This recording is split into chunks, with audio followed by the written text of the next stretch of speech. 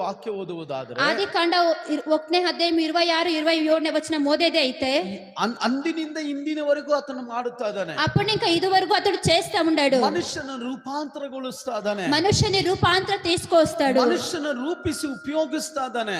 మనుషుని రూపించి ఉపయోగిస్తాడు. ಯಾಕಂದ್ರೆ ದೇವರ ಕೆಲಸ ಮುಗುದಿಲ್ಲ.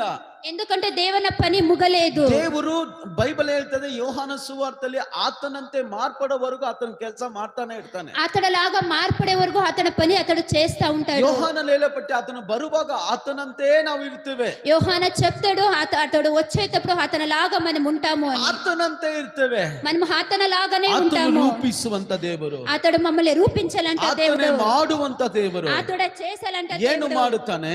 ఏమి చేస్తాడు? ಆದಿಕಾಂಡ 12ನೇ ಅಧ್ಯಾಯ 3ನೇ ವಾಕ್ಯದಲ್ಲಿ ನಾವು ನೋಡುತ್ತೇವೆ. ఆదికాండ 12ನೇ వచనము అధ్యాయము 3ನೇ వచనం చూసేది అయితే 1ರಿಂದ 3 ವಾಕ್ಯ ಬರೆದಿಟ್ಟುಕೊಳ್ಳ್ರಿ. 1 ఇంకా 3ನೇ వచనం గంట రాసి